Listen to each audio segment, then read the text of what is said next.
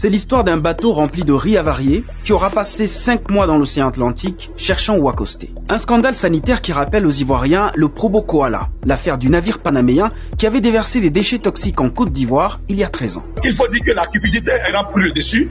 Nous pensons que nous faisons face à un nouveau Probo Koala. On parle de dizaines de milliers de tonnes de riz avarié en provenance de Birmanie, refusé par plusieurs ports avant d'être accepté à Abidjan. Nous avions été prévenus par l'association sœur du Togo, qui est la Ligue des consommateurs du Togo, que depuis 3 mois, un bateau de riz se promenait sur les côtes de l'Afrique de l'Ouest et que ce riz-là n'est pas de bonne qualité. Malgré tout, le navire MV Océan Princesse est autorisé à décharger sa cargaison au port autonome d'Abidjan le 11 mars 2019. L'affaire suscite la polémique et un mois plus tard, le 16 avril 2019, le gouvernement ivoirien commence la destruction de la cargaison. Mais les Ivoiriens ne sont pas totalement rassurés.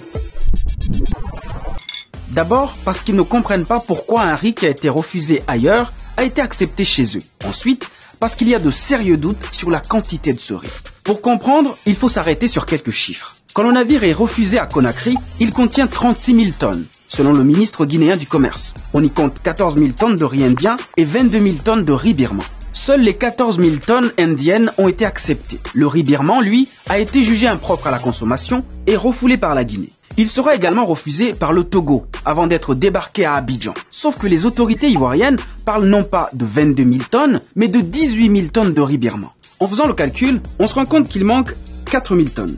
Où sont passées ces 4 000 tonnes? Voilà la question que nous nous posions. Jusqu'à aujourd'hui, personne ne parle de ces 4 000 tonnes, malgré tout ce que nous disons. Pour les retrouver, nous avons remonté l'itinéraire de l'Océan Princesse. Dans une interview accordée à BBC Afrique le 13 février 2019, le ministre guinéen du Commerce répond en partie à la question. Le débarquement avait commencé sur ce riz et puisque les tests se faisaient, on s'est rendu compte que les premiers lots qui sont descendus sont des lots du riz moisi.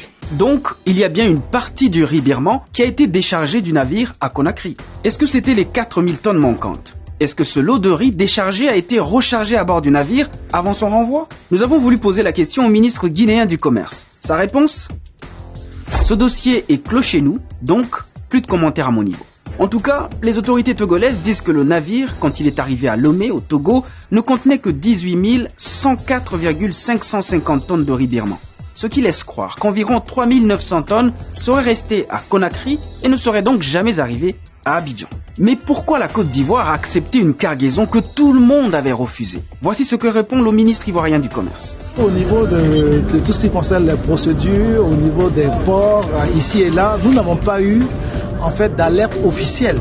Pourtant, ce n'est pas ce que dit la Fédération des consommateurs actifs de Côte d'Ivoire. Nous avions été très clairs avec les autorités. Nous avions dit qu'il y a eu un petit laisser-aller de leur part. Elles ont essayé de justifier cet acte-là en disant qu'elles ne pouvaient pas laisser le bateau avec cette cargaison douteuse-là traîner sur les ports et qu'il serait bien séant que la Côte d'Ivoire puisse prendre ce riz-là pour pouvoir faire une analyse. Mais faut-il un échantillon de 18 000 tonnes pour analyser une cargaison de 18 000 tonnes?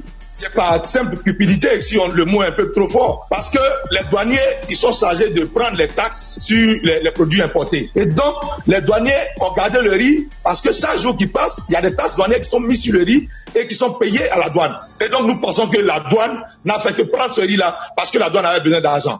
Le riz a été fourni par Olam International. Le géant singapourien de l'agroalimentaire a depuis été interdit d'exporter du riz vers la Côte d'Ivoire pendant 1 an. La société ivoirienne Alimentation Toumoudi, l'acheteur, a elle écopé d'une interdiction d'importer du riz pendant 12 mois. Mais personne à la douane ou au port d'Abidjan n'a été inquiété. Pourtant, cette affaire en rappelle une autre, le scandale des déchets toxiques. En 2006, le cargo Probo Koala, en provenance des États-Unis, décharge par le même port plus de 550 tonnes de produits contenant entre autres du soufre et de la soude caustique. Ces déchets seront déversés dans une dizaine d'endroits en banlieue d'Abidjan. Bilan, 17 personnes tuées et des milliers d'autres intoxiquées.